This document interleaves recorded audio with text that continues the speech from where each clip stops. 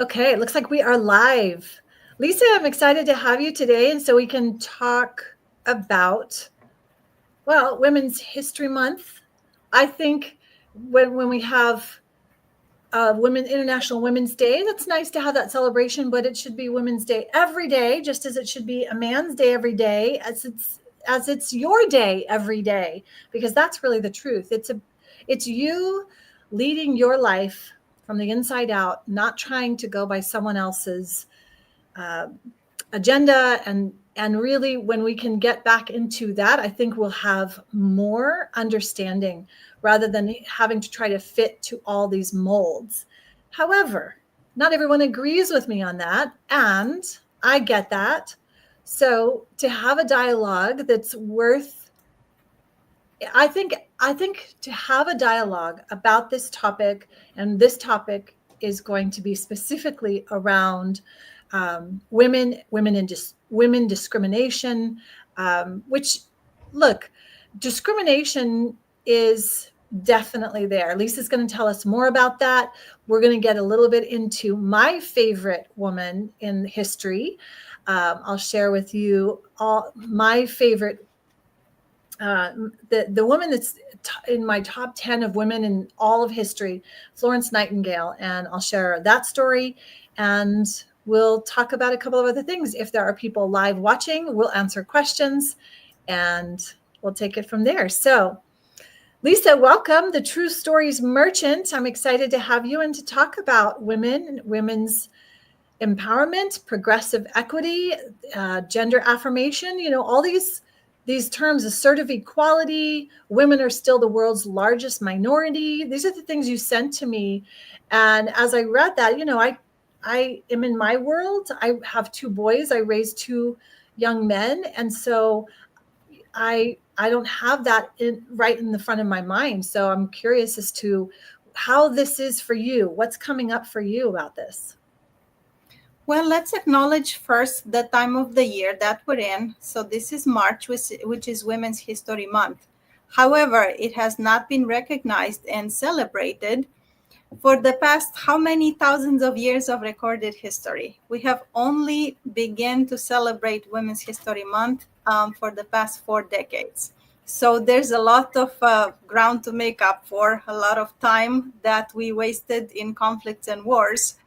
By ignoring women's contributions to society, history, culture, science, and everything else, we actually lost a lot as a human species. So this is one way to take small steps toward a bigger goal and acknowledge women's contribution from small amounts to extremely important.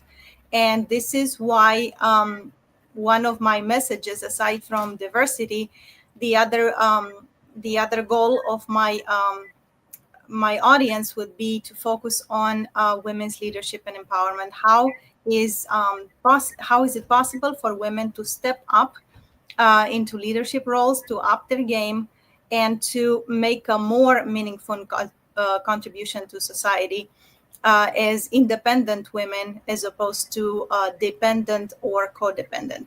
And when I say women are still the world's largest minority, I don't mean that by literal numbers, because number-wise, there are more women in the world than men.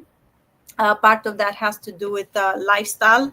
Men are into more dangerous positions, like fighting wars and working dangerous jobs and stuff like that. But when you talk about minority and minoritized categories, there are a lot of women in a lot of areas of the world that do not benefit from the same advantages that society offers to boys, to men, as far as education, financing options, and opportunities. So there's a lot of work to be done, and hopefully in the near future we will see more and more women in leadership roles. So as I listen to all of that, and there's a part of me that notices everything you just said. I hear you. And I feel like that whole message, that whole kind of this polarity of them against us, and creates more conflict and is not actually the solution or the route to empowering women. I think it actually disempowers them. And I have to unpack that for myself, because I haven't really sat with this and really looked at this, because I'm the kind of person that's like, if there's something that's important to me, then I'm going to look at how I can make it happen. And I'm not going to wait for somebody to give me the money to go to school for that. Or if I want to improve an area of life, I'm going to go do that. I'm not going to wait for someone to allow me to do that, or see if there's an authority who's going to give me permission to do that. And I think that that's where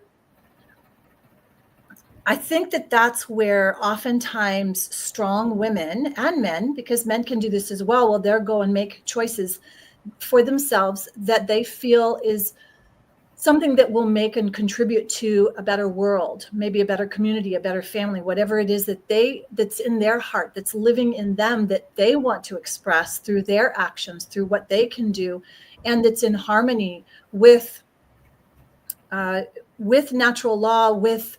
And what's natural law? It's that we harm none, right? We're not here to harm another to get our way. So as long as what you want to do and what you want to create in life does not harm another, go do it, go create it.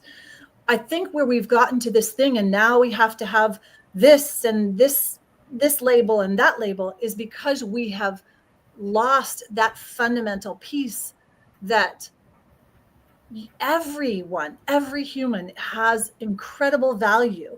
And at some point, there's been this false idea that they're not valuable, whether they're male, female, whether they're young or old, or whatever, colors, all of that. And that they have been made to think that they are less valuable than someone who has a title, somebody who's in this role, somebody who's this color, somebody who's born in this family.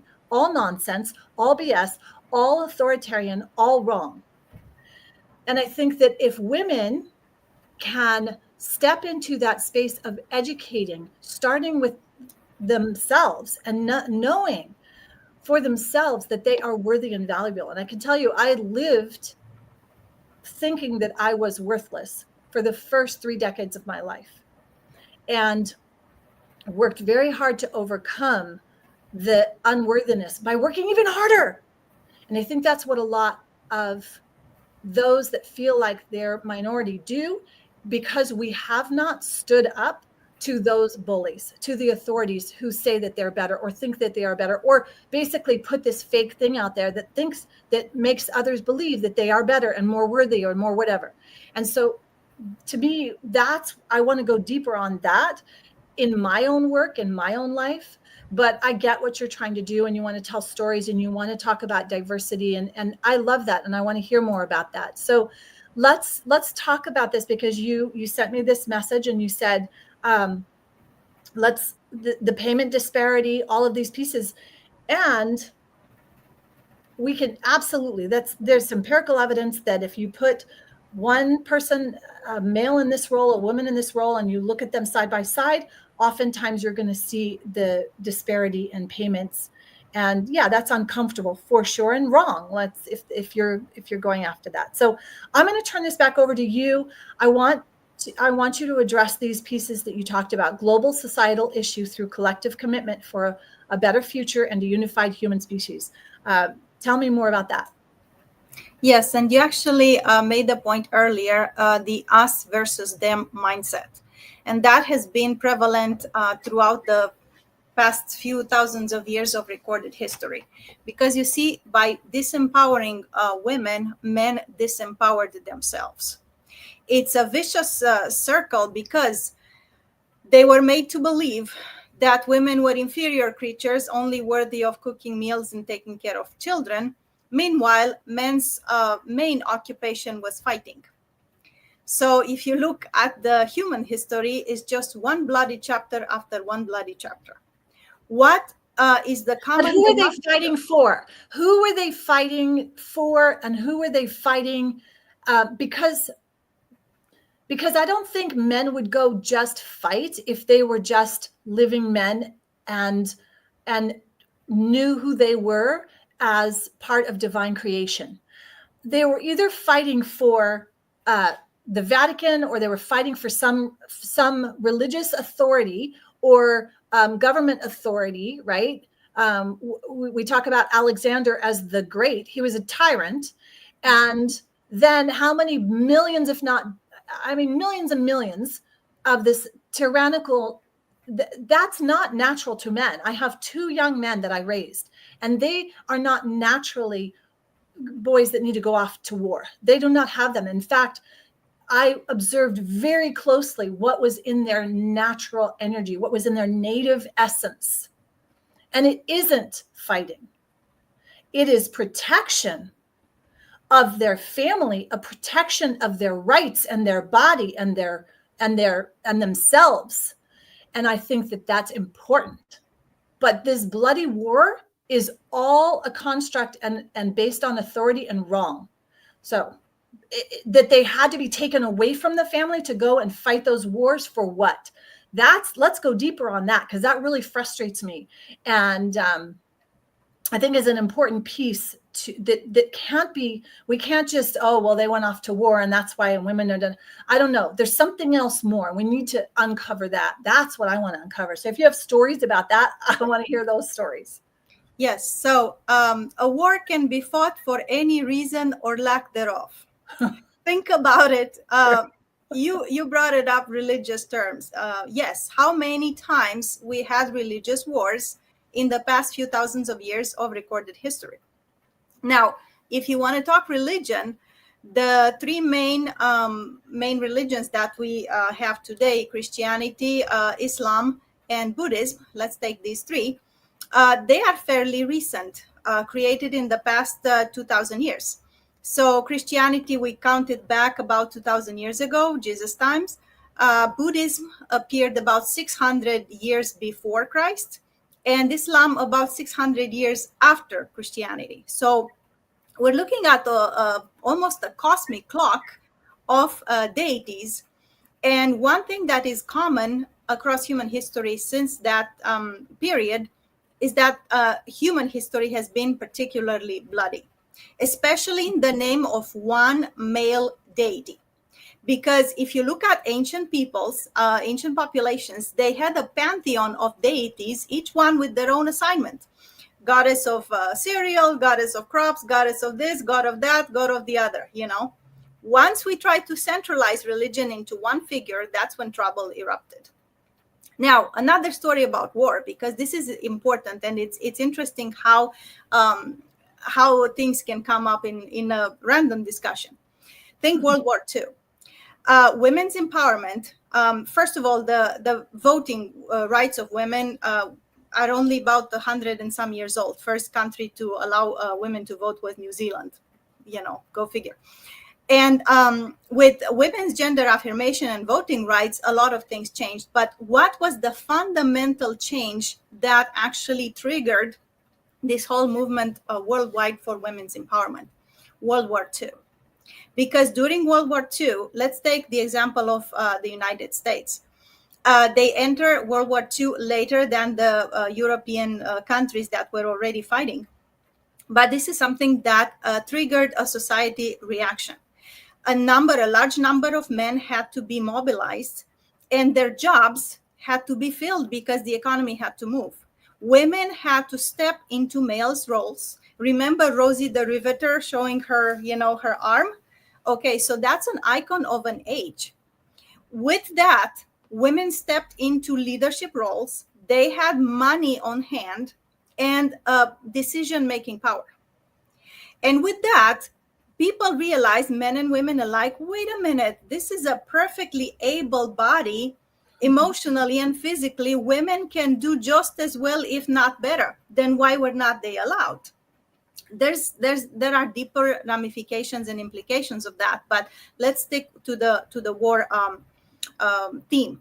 So even after the war ended and men returned, women had found a new power. They could work, they could earn money, they could make decisions. And that trend had not been reversed since then. And I realized to some men it was convenient throughout history to just keep women subservient, but it was very, very costly a mistake. World War II claimed about 80 million victims, 80 million, mostly men because they were in the line of fire. It took a lot of victims on the men's side to restore women's power. And what happened after World War II? Women kept that power. They worked the jobs, they had the money, they made decisions, and now more and more women step into leadership roles. It's just interesting how history turns and spins, and things that are out of fashion all of a sudden come back in fashion. But this was the direct result of women having to fill in men's roles. This was the global human discovery that women can do the same things as well, if not better. And then you had the hippie revolutions, sexuality in the 60s, when women said, well, I'm not going to be saddled with a child that I don't want. If I don't want it, I'm not going to have it. And that was because abortion was the only thing available right now. It's probably the most extreme. Meanwhile, we made some chemical progress to that. That was part two of women's empowerment, because they now had the power to decide over their own bodies. But how many cultures nowadays in the world, how many geographical areas can say the same thing about women in their community? Women who are struggling to make ends meet, to even feed themselves, let alone educate themselves. Because there are three factors of a woman's empowerment. First, education. Second, ownership of finances. And third, social status. If she's not educated, if all she knows is to clean and cook, she's not going to get far. If she has no property, no money to her name to get a new pair of shoes or make any sort of meaningful difference for herself, first and foremost, and then her family, how far is that going to go?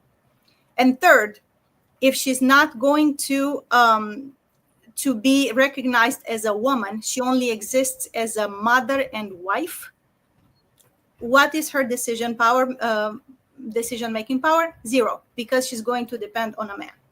And I think one of my idols is actually Queen Elizabeth I. And at that time, when there were only kings across the world, and she said, no, we're going to have one mistress here and no master. This is from Elizabeth, the movie with Kate Blanchett. Brilliant, by the way.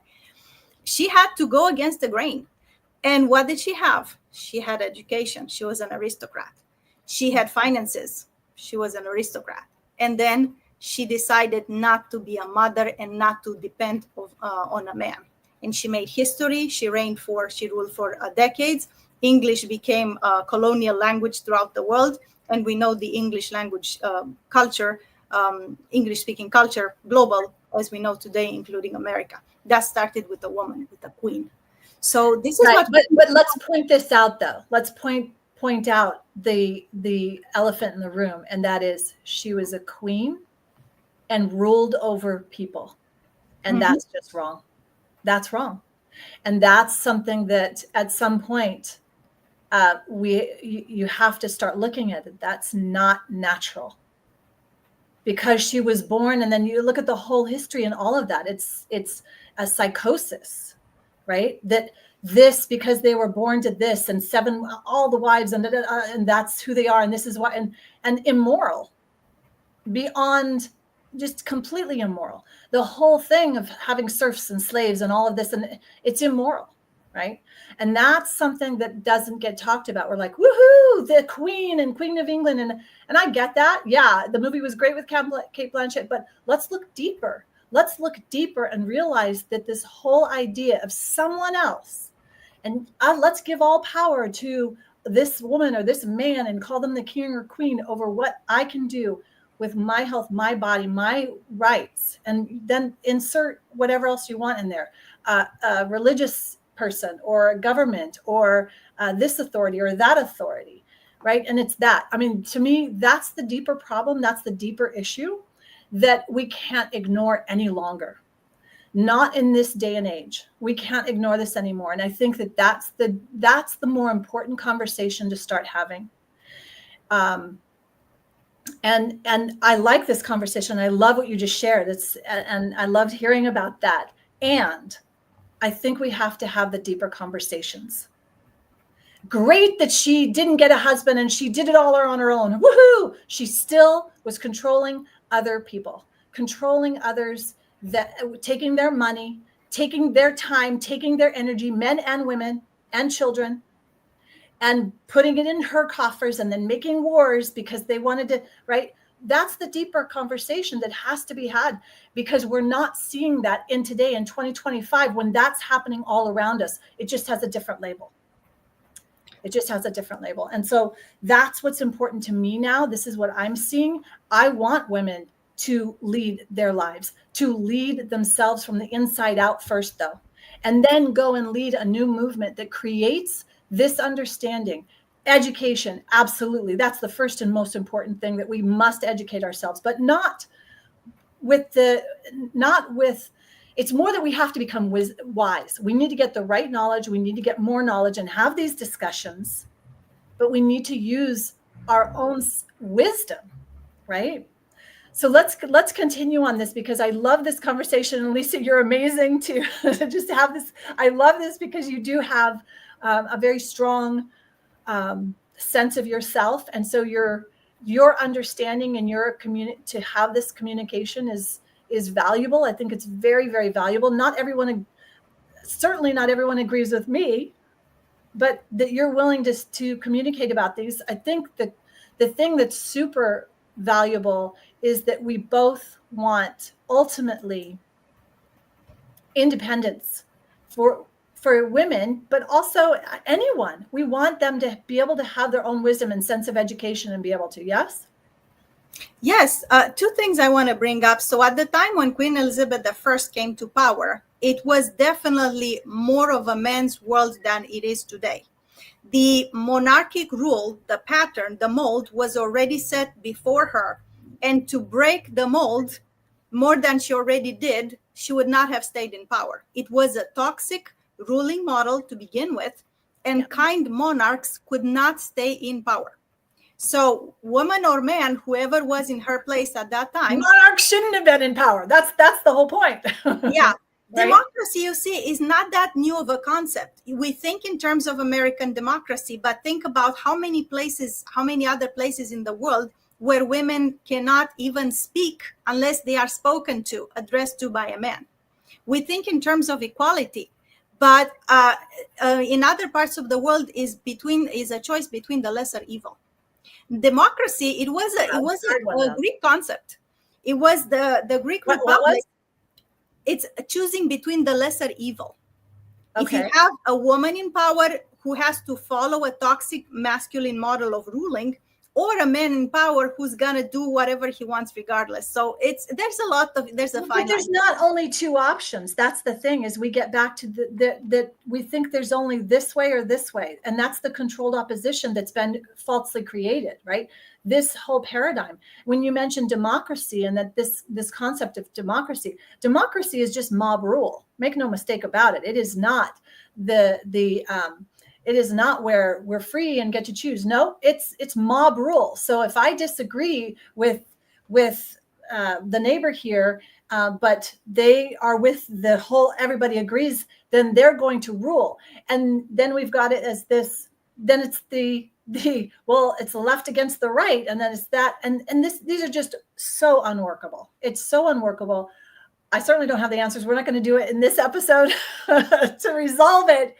But to have these conversations, I think, is worth it. It's valuable. And I love hearing your stories. Okay, so share a couple more stories, and then we'll start to wrap it up. Specifically, some great stories that you have around women who've made such a significant impact in leadership.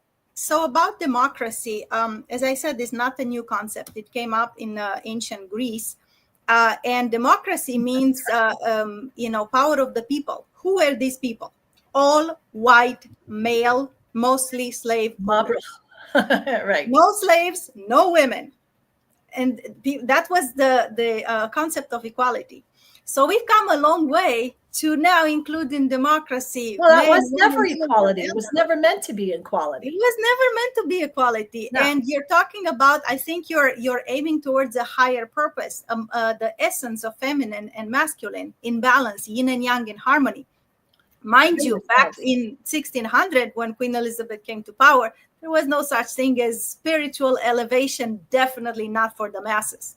Masses had to be controlled and ruled. That's right. They had to be controlled and ruled. And right. It comes to be even to this day.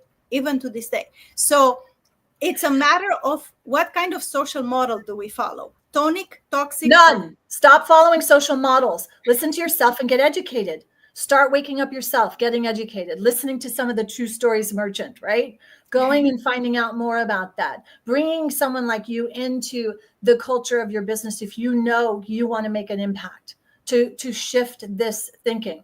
Because we are definitely at this precipice where we are going to have to shatter all of the old, and it's going to be very uncomfortable because we're so used to certain paradigms and they are unworkable. They have proven to be. They're very destructive, and we have so much more potential. We have so much more potential in humanity. Each man, each woman, each child, each miracle. I mean, my God, we're true miracles. I believe that. We're not these folks that think we're throwaway is beyond my reality. But I understand that there are those who think that. No, that is not true. And women are, my gosh, just amazing. But I also believe men are amazing, right? When they are true and whole. And in that, coming back to that. So the three things you mentioned, remind us what they are again. Education, finances, and social status. Okay, so let's use something else, finances, because, and social statuses. Social status, yes. Are you defined as a woman through the lens of a mother and wife, or you're just individually existing on your own? And is she self-identifying, or the community is identifying that to her? Both. How do you see yourself? So then the only way, she's got to change that first. Yes. She's got to change it. It's an internal piece. Your self-image must change. And that goes back to education and becoming wisdom, getting knowledge and becoming wiser. And then the finances, finances in itself is also a construct. Ultimately, it's energy, because she could barter. She could get compensation in different ways. I have had an experience where I was able to help someone and bring them in, and they could contribute. They weren't slaves, but I could support in that way, and they could support me, and it was a barter, right? So those are things that are available as well. It doesn't have to be finances. I didn't have the extra finances to pay, but I'd say, if you want some help, I will absolutely help you. I don't have the money to hand over to you, but we can do it in other ways, right? So we have to think outside of these boxes. Yes, I mean, you can do tit for tat, and you can do value exchange. Now we have cryptocurrency that doesn't look like currency at all. So it depends in the end, in the beginning and the end, depends on the exchange of values. But it's a very good perspective, because it matters how the woman sees herself, and how that reflects upon how others will see her. You brought up a very important point. Absolutely. That's crucial. I'm reading Science of Getting Rich Again, Wallace Wattles. And part of that is, one of the things he says is to give more in value than you receive in money.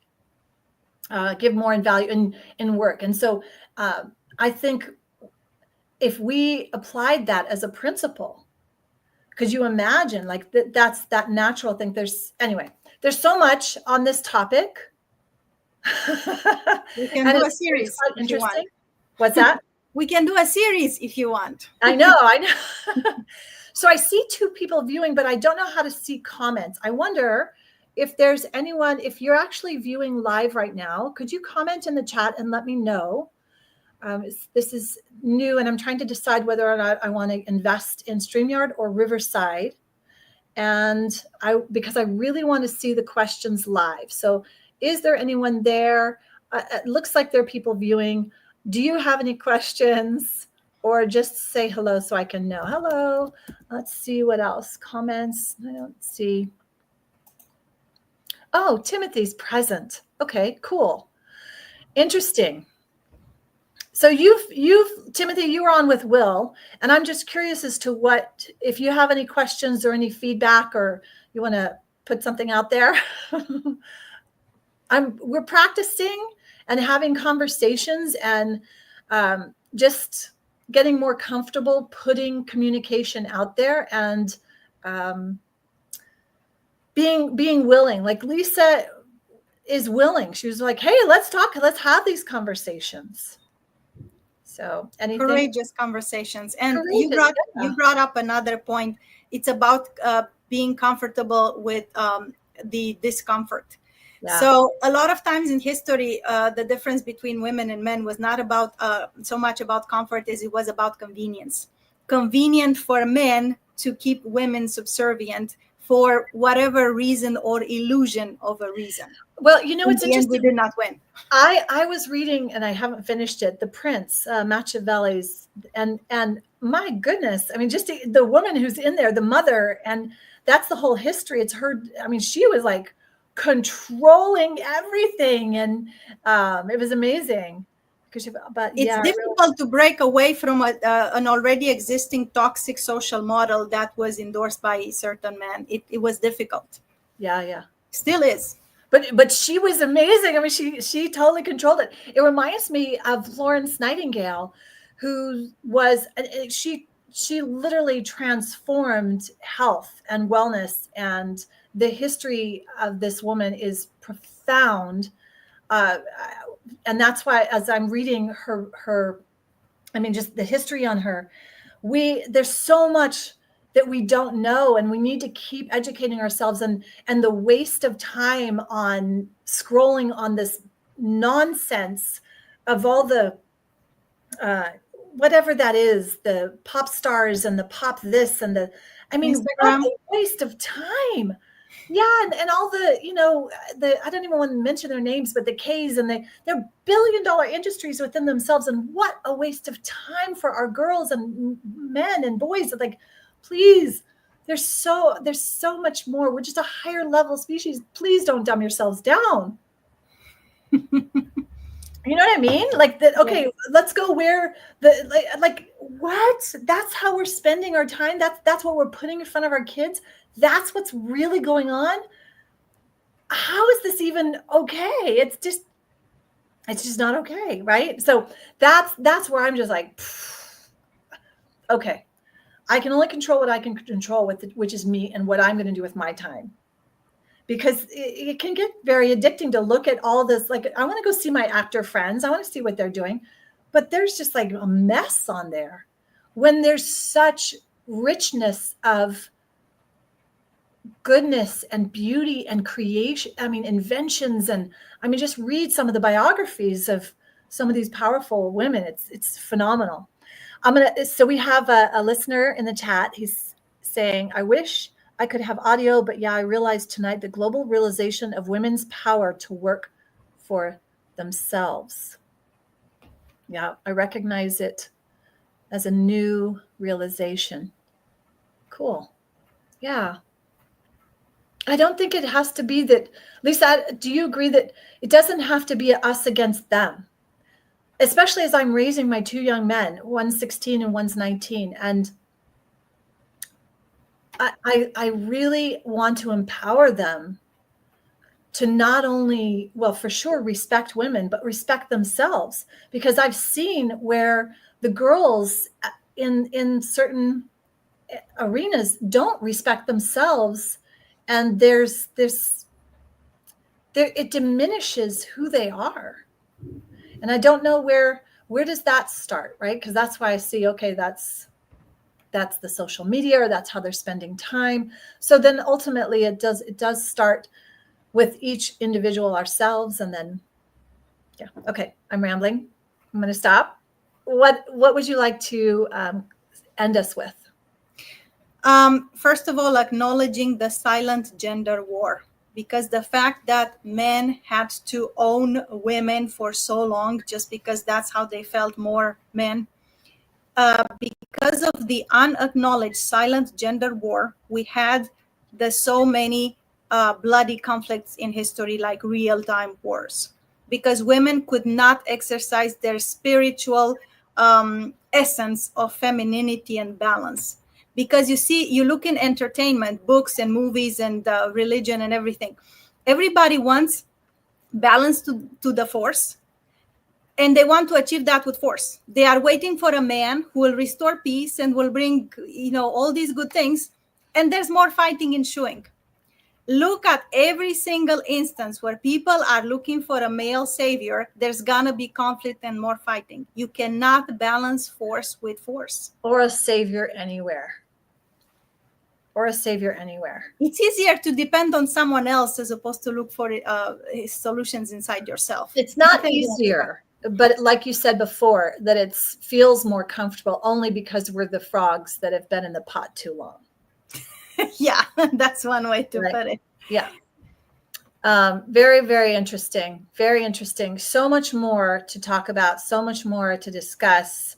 And to be open to these discussions, I think we need to have more of these discussions, and it be okay to have the discussions, because it allows for us to think differently, think more. Not that I have to agree with you, not that you have to agree with me, but allowing for this to stretch who we are and how we do view the world, and that it's not this one fixed way. I don't necessarily agree with you. I've read when I was training to be a minister, I read hundreds of religions, hundreds. There's not 3, there's hundreds. And it's similar. It's the same piece of control, to hide control. And it's so fascinating.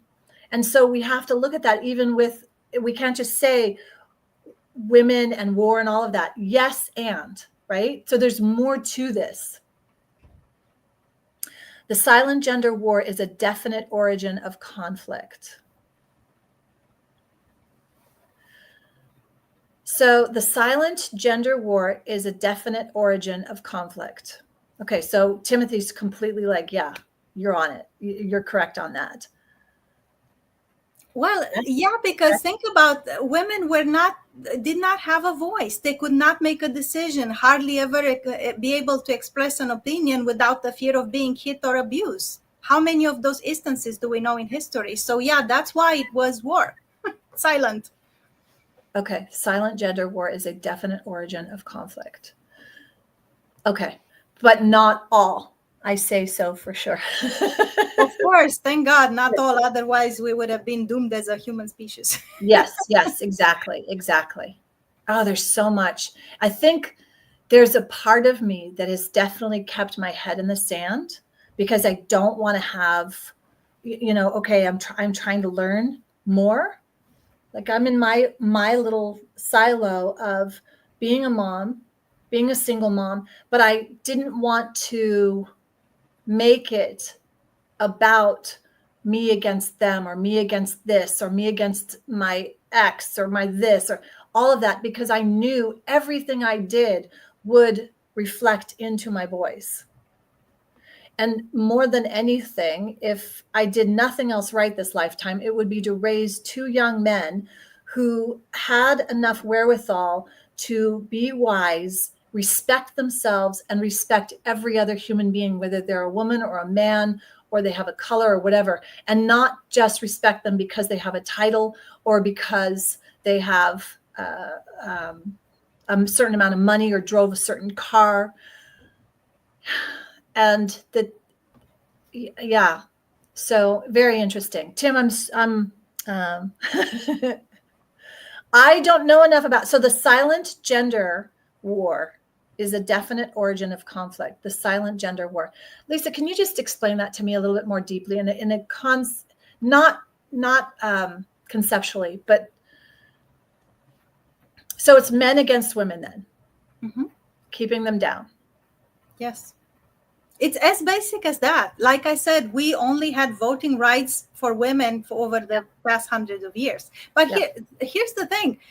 At the time when women were not allowed to study and work, a lot of men were not allowed to study either. This was not a win-win. This was a lose-lose. Right. 100%. Men could not vote either because their leaders made the decisions on their behalf. So this is something we empower and support each other, men and women. And even for men who are progressive, it's an uncomfortable transition.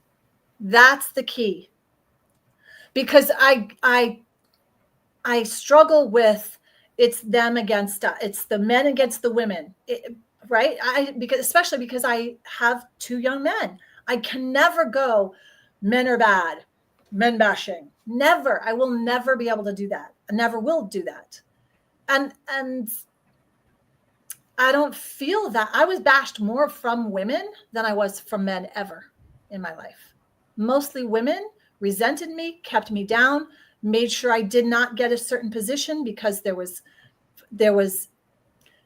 jealousy or whatever. So my personal experience was different.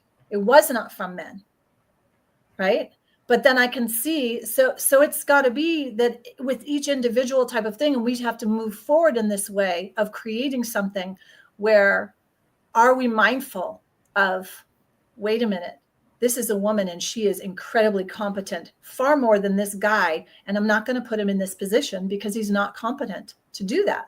I mean, it's got to come down to that as opposed to, yeah. Yes, and it's very subjective and very personal, very individual. You won't find many women speaking highly of men if these women have been physically or emotionally abused by men. Because but here's the thing. I have been physically and emotionally and sexually abused by a man, a couple of them, physically raped in New York City. Okay.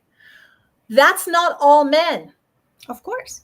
And that's like the same with that's not all women. That's where we have to be so focused on what's in front of us and not make everybody everything. Because not everybody is everything. And this is where we have to start, wait a minute, let's take a break. Let's hello, what do we have right here? It is more than subjective. It has to be objective. We have to look at what's in front of us. Because yes, if we don't do the inner work, we're going to have a lot of baggage that we're bringing to the table to every situation. And I think that that's what's so many lies, so much baggage, so much altered, just obfuscated of truth that we don't even know what we're looking at anymore. So then that means we have to stop. Wait a minute. Let's look at what's really going on. And yes, acknowledging, okay, we'll acknowledge there's a silent gender war. Is that current right now? Perhaps it is. In this moment with you and me or with the Timothy who we're talking with? No, there's no war. Only that one woman with another woman and a man having a conversation to see if we can create something better, to know something better in our future and to create something into existence that may have never existed before. And Timothy says, great goal.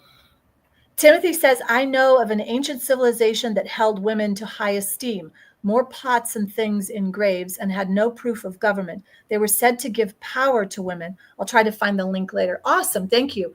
I remember reading something when I was reading Goddess there was something around Croatia that there was a lot. I didn't get too much into it, but I remember reading some of that. And I'm sure, I mean, we've been around for eons, right? There's been countless. It's now time. We're creating something different. And I think, Lisa, you're willing to step up and create, interesting. No architectural proof, he said. So there's a wonderful movement to have these conversations. So I'm glad you're joining me. Seems like StreamYard's doing pretty well. I'm going to try Riverside tomorrow or the next time I'm on with Will. Definitely let me know because I actually can see the chat now with people interacting. Timothy, I can see your comments in live and respond, which is awesome. I want to have more audience discussions like this. I think it's valuable. I think it's useful. Haven't figured out exactly how that would go, but I'm willing. I want to learn. You know, so let's do this. Lisa, so we have it. What do you do? How can people get a hold of you? The easiest way is to connect through my website, thetruestoriesmerchant.com.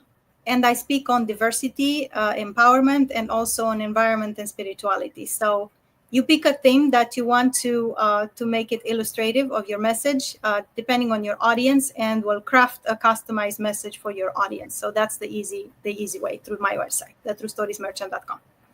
Awesome. Great.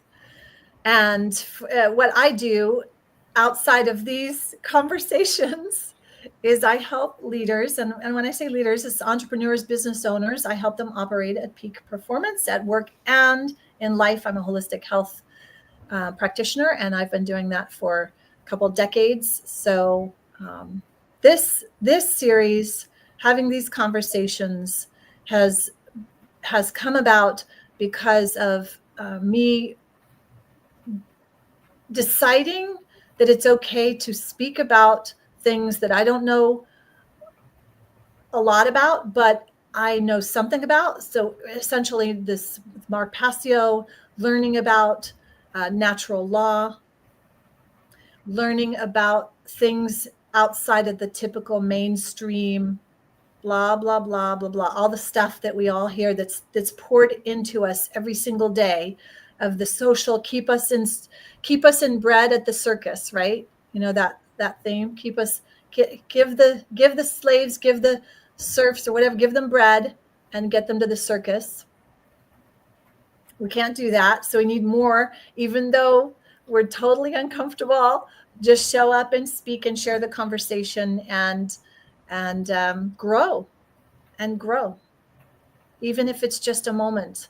Growing. I've learned something new tonight. Thank you so much. Thank you, Lisa. Sure. My pleasure. See you next time.